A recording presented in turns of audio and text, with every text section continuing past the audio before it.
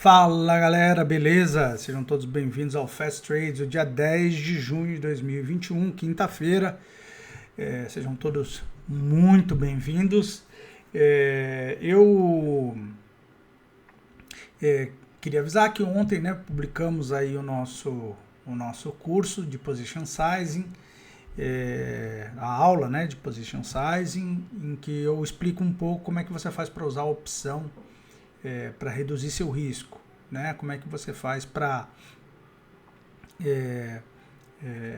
usar a trava de alta, por exemplo, como um referencial dos seus R's, E aí, para você que tinha dúvida, quando eu falava de um R, 2R, aquela explicação minha do curso, vai lá que agora você vai entender como que nas próprias regras das opções, esse mecanismo de que para avançar um R, é mais difícil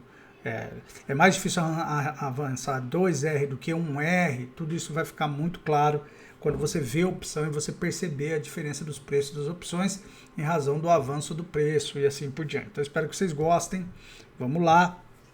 Eu hoje estou fazendo um dragão aqui na frente em homenagem à inflação, pedra cantadíssima. Algumas semanas atrás eu disse que tinha muita gente dizendo que tinha que mexer no IGPM, tirar os contratos do IGPM, jornal, falando. Eu não sei se eu comentei num vídeo isso, mas eu acho que eu comentei em alguma conversa com alguém. Então, porque o IGPM estava alto, etc e tal. Deixa eu contar uma coisa para vocês. O Brasil gosta de atirar no mensageiro. Não gosta de lidar com a realidade. O IGPM, ele capta o movimento do preço no atacado, mas esse movimento do preço do atacado demora um pouquinho, mas ele chega no varejo. Ou seja, ele chega no consumidor, que é o que está acontecendo com o IPCA. Tá joia? O primeiro a recepcionar a mudança de preço é o IGPM. Por quê? Porque o IGPM é o cara que faz com que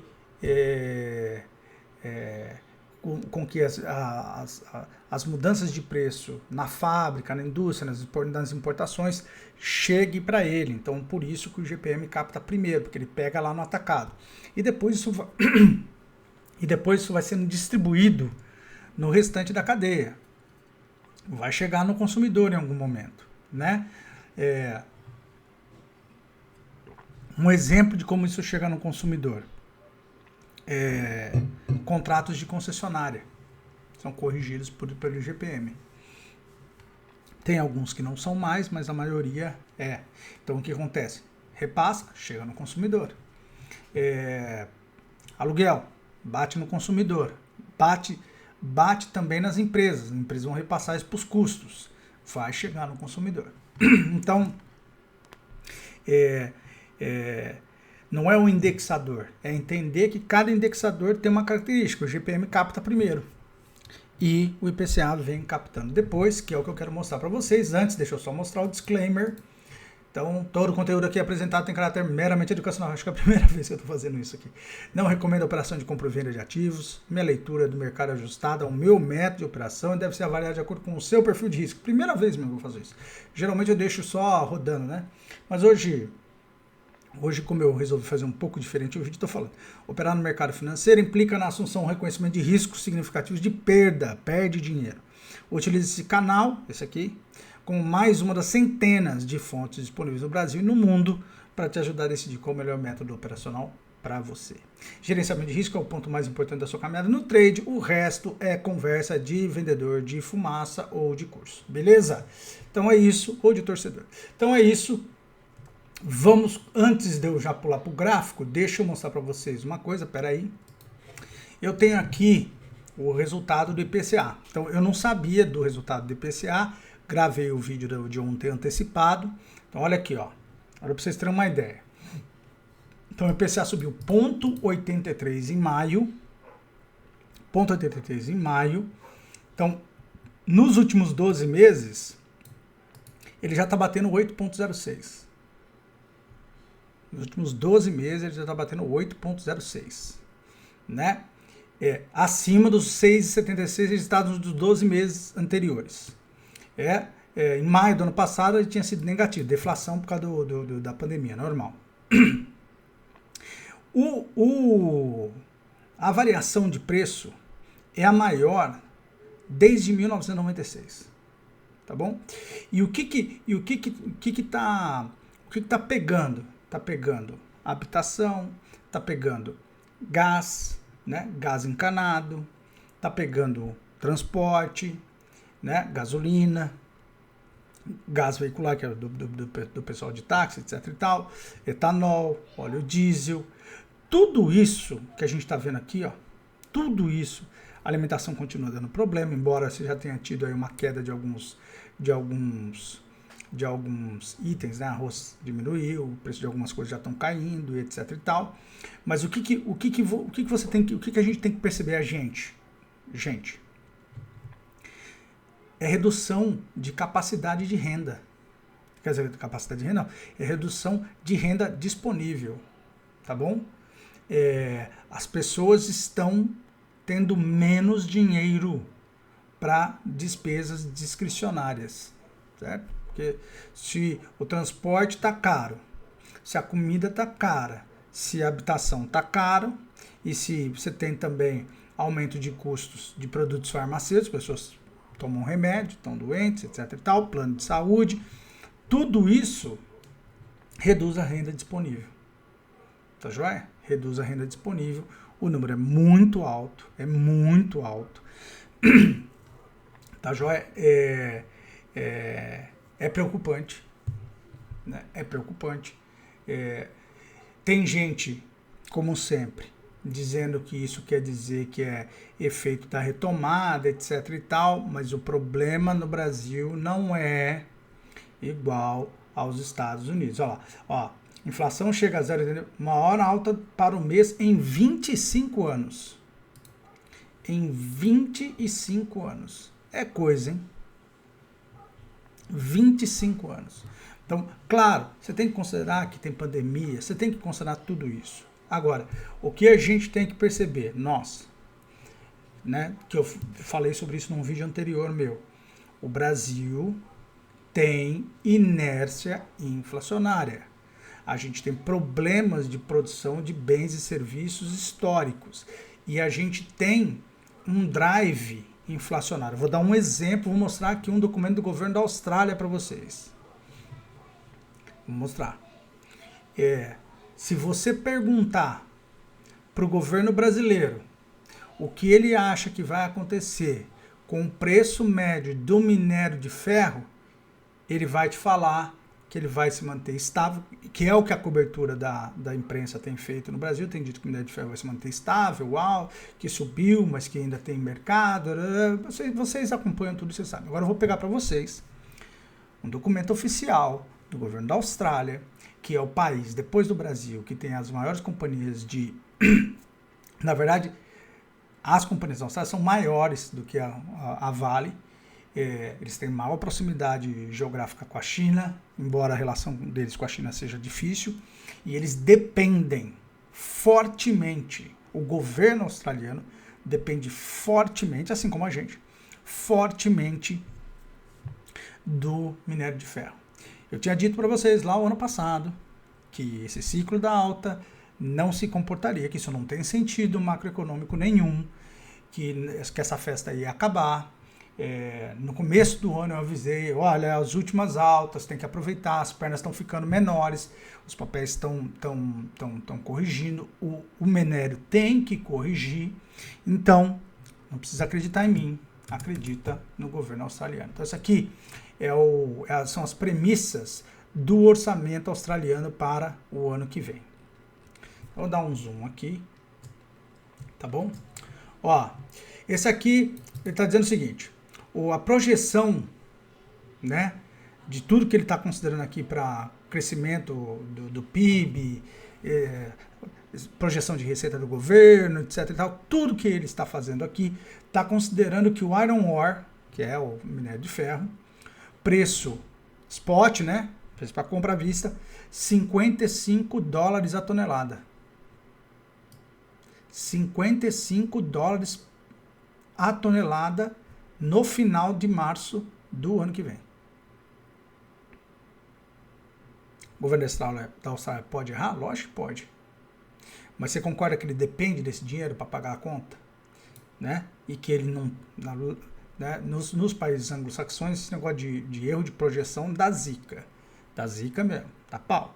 E seria muito mais fácil para ele pegar e colocar aqui o preço médio dos últimos 6 meses, e aí ele aumentava a receita dele e fazia uma pedalada fiscal. Não é disso que se trata.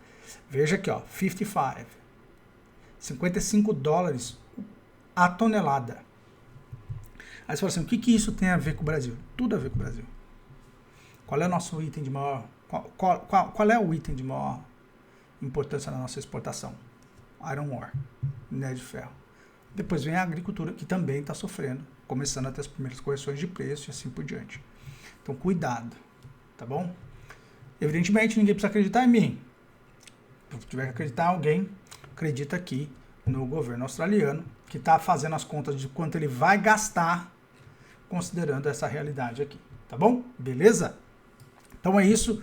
Hoje é um Fast Trades mais curto, porque eu gravei a aula, então fica pesado para mim fazer um Fast Trades mais longo hoje, mas fiquem atentos. Tudo isso. E aí, eu queria mostrar para vocês uma outra coisa. Investing. Cuidado quando vocês usarem sites internacionais. Você vai aqui no Investing, ó. Você vai ver aqui, ó, a inflação no Brasil, tá vendo? Ó, CPI. CPI é Consumer Price Index. Então, é o nosso IPCA. O americano chama de CPI. Aí, tá aqui, ó, ponto 83. Se você clicar, better than expected. Eles estão dizendo que é melhor. Por quê? Porque o algoritmo deles, tá certo? Está lendo preços no mundo inteiro e o mundo inteiro está em deflação. Então, quando ele vê um movimento de melhora de preços, os preços estão subindo, ele considera isso positivo para a economia.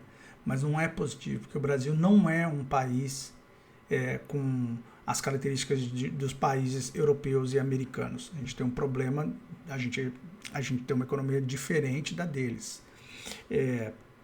Então, cuidado quando você vê isso, tá bom? Cuidado.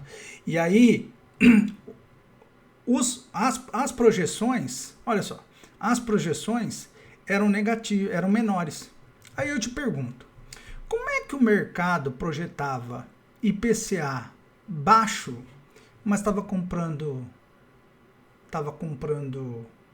juros da dívida e comprando juros futuros do CDI, né? Olha o DI. Eu não sei como é que fechou no final do dia, mas olha aí, ó. Olha o DI. Entenderam porque o que eles falam publicamente é uma coisa e o que eles fazem é outra? Tá bom? Tá bom? Ó, vamos ver quem comprou. Vamos ver quem comprou.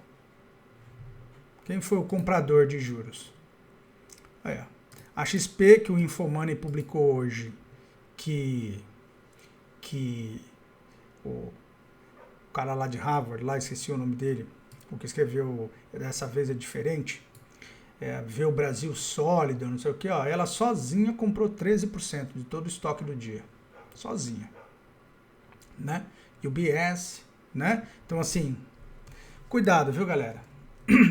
Claro, eu não sei qual é olha a evolução da XP no dia.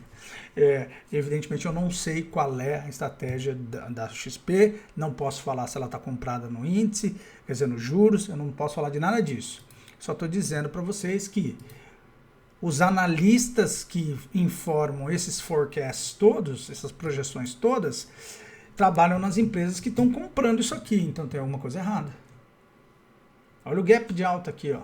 Você acha mesmo que só a gente, só vocês que estão assistindo Fast Trade e me acompanham lá desde novembro quando eu falo da inflação, Sabem disso? Ninguém sabia? E dá um gap de alta desse aqui, juros futuros explode. Lembra? Eu falei, ó, tá aqui, ó, tá batendo na média de 50, na média de 20 aqui, ó, vai romper. Vai. Tá bom? Fiquem atentos. Vamos olhar o nosso índice? O Infut. Ó, um dia de volume mais alto, né? Candle negativo, né? Agora confirmou a perda de 25% do movimento do dia, né? Então, fiquem atentos aí. A defesa dessa região, você viu que ele defendeu bem a região da mínima do dia de ontem, então tem que ficar atento quanto a essa questão, né, evidentemente. Mas não fez nova máxima, né, da semana, então é até uma coisa, gente, até assim, uma correção saudável, né, mas tem que ficar atento, é o que eu digo. Ele foi lá, fez um topinho um pouco, começou a semana, lembra? Eu falei, ó, o mercado gosta de fazer um topinho um pouquinho mais alto, ó, foi o que foi, 131. Pensei até que não me assustaria se andasse mais 2.000 pontos para cima. Acabou não andando, vamos aguardar. Por enquanto, gestão de risco aí da galera, tá bom? Dólar futuro. Dólar futuro chegou a subir um pouco, né? Chegou a estar subindo forte, devolveu um pouco durante o dia. Galera perguntando de carry trade, que é o quê? O Obadia também já tinha me perguntado sobre isso. Que é o cara ficar vendido numa moeda forte, comprado no Brasil para pegar o diferencial de juros. Deixa eu só explicar uma coisa para vocês. País subdesenvolvido, carry trade implica num risco gigantesco para o cara. Qual é o problema? Inflação. Por quê? Porque mesmo, por exemplo, no Brasil hoje, os juros que o cara recebe, que é a Selic, tá certo? Os juros hoje é negativo. Então não tem carry trade, não tem como. Eu faço um carry trade então com uma moeda de um país economicamente estável em que tem uma taxa de juros um pouco maior. Daí sim, entendeu? Então, sei lá, você vai lá, você faz na zona do euro, você faz uma troca, eu não sei agora quanto estão os juros nos países da zona do euro, mas é seguro dizer que os juros de Portugal e Espanha são maiores do que os juros da Alemanha. Então, o que você faz? Você pega e você arbitra isso entre títulos desses países, porque esses países todos têm títulos nacionais, né? Embora a moeda seja única, eles têm títulos nacionais. Isso é uma forma de arbitrar. Mas ninguém vai fazer, né? Ou você pode, por exemplo, vender dólar, comprar euro e comprar título da dívida portuguesa. Beleza, aí faz sentido. Denominados em euro, faz sentido. Mas hoje, né? Fazer isso com um país como o Brasil, em que a inflação é maior do que os juros, porque o governo, o Banco Central, não está estilingando os juros ainda, não faz sentido. E aí todas as crises, pesquisem, todas as crises da América Latina, todas. Brasil, 99, 2000, México, né? Turquia, na Europa, né? Turquia, no leste europeu ali, Turquia, Rússia, todas essas crises vieram por um descompasso entre a inflação e os juros. E, em geral, foi porque o Banco Central foi tardio no aumento dos juros. Sempre é assim. Por quê? Porque o estrangeiro, e ele está certo, o estrangeiro, eu contei ontem a história, o estrangeiro ele não pode ficar, pensa assim, você é investidor no Brasil, você já colocou dinheiro na fábrica, você não pode ser surpreendido com inflação galopante, senão quebra, entendeu? Aí alguém vai falar, não, mas ele traz dinheiro de fora, investe mais no Brasil. Ele já fez o investimento da fábrica dele. Eu não sou capitalista maluco, mas assim, eu estou explicando para vocês assim, qual é o racional do cara que é dono do negócio. Ele fala assim, eu já fiz a fábrica, já fiz não sei o quê. Pô, eu tenho que lidar com a inflação? O governo não vai cuidar disso? Então, aí o que esse cara tem que fazer? Ele tem que fazer hedge. contra a inflação, ele tem que apostar contra a moeda brasileira, certo? Quando ele faz isso, o que acontece? O dólar explode.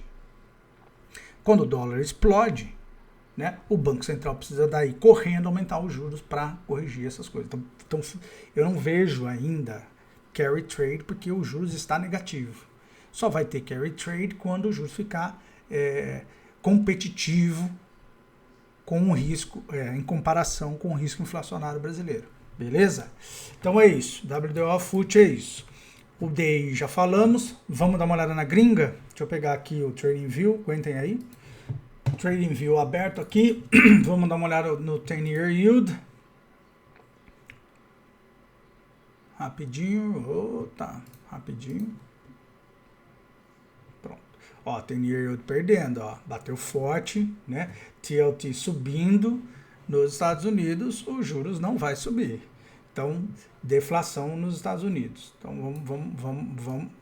Lance Hunt estava aparentemente certo. Então, vamos acompanhando. Claro que é o primeiro teste aqui da banda. Vamos acompanhar, vamos ver o que isso vai resultar. Bitcoin, ó lá, fez a defesa. Ó.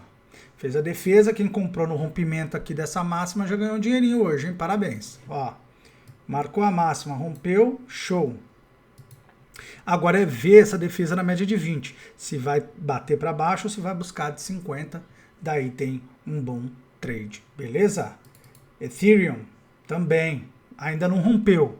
Mas está com pinta de que pode romper. Quem opera o Ethereum pode até fazer um trade até a média de 50 aqui. Tá joia? Vamos dar uma olhada aqui no SP500. SP500 ficou um pouquinho negativo aqui, né? Tá nessa região aqui, ó, do topo. Fez terceiro dia negativo. Vamos acompanhar o dia de amanhã. Não é um bom sinal, né? Não é um bom sinal. Vamos acompanhar. Nasdaq. Eu peguei aqui fiz uma venda hoje. Depois de ter apanhado na compra. Eu tava aqui, né, meu? Eu até gravei no vídeo hoje, falei na aula que eu gravei, eu falei pro Badi, porque eu tinha escrito para ele, tava aqui na banda de Bollinger de 50 nos 60 minutos. Eu achei que o queda tava grande, eu falei, puta, vai romper. Dancei. Mas aqui na venda eu fui mais cuidadoso, já saí, fiz a venda, fiz 2 vendas, deu um bom dinheirinho. Vou aguardar para ver o que vai acontecer na Nasdaq. Tá bom? Petróleo também. Eu fiz uma vendinha curta no petróleo também, bem curtinha, até a média de 200 nos 15 minutos. Deu um troco, vamos acompanhar o que vai acontecer com o petróleo, né? Euro-USD chegou a estar caindo forte, né? Nesse momento faz a defesa aqui da média de 20. Vamos acompanhar o que acontece. Por enquanto é isso. Enquanto o euro não se definir, a gente não tem muito o que fazer com relação ao dólar, tá bom? Minério de ferro que interessa pra gente, ó, fazendo uma leve alta. Lembrando que os australianos estão dizendo que volta aqui, ó. Ó. 55. Tá? Eles estão dizendo que volta ali pro preço de 2018. Não é pouca coisa, hein? Tá? Claro, podem estar errado. Não é porque são australianos que não faz xixi, cocô, né? Erra bastante também, como todo mundo. Mas, fiquem atentos. O que mais está faltando? O TLT que eu mostrei. Não no mensal, né? No diário. TLT, ó, mas se bem que no mensal, você vê que gráfico lindo no mensal. Vou abrir de novo. Ó, TLT romper na banda, ó, no mensal, olha aqui no mensal. Olha que coisa linda no mensal, ó. Bateu na banda na média de 50 no mensal, ó. Tá com uma pinta que vai aqui no 152. Bonitão, hein? TLT, né? Então, se os juros nos Estados Unidos cair, TLT vai subir. É uma estratégia de investimento aí pra galera. Ouro. Levemente em queda no diário hoje, né? Passamos aqui, então, por todos os ativos, falando da nossa bolsa, falamos de inflação, falamos dos australianos, falamos do 10-year yield, falamos de tudo, beleza? Então é isso, muito obrigado, esse é o último Fast Trades da semana. Amanhã, rapidinhas de sexta é bem rapidinho mesmo, é isso. Muito obrigado a todos vocês, gerenciem bem seus riscos, A aula está no ar. Espero que vocês gostem. Fui, valeu, tchau, tchau.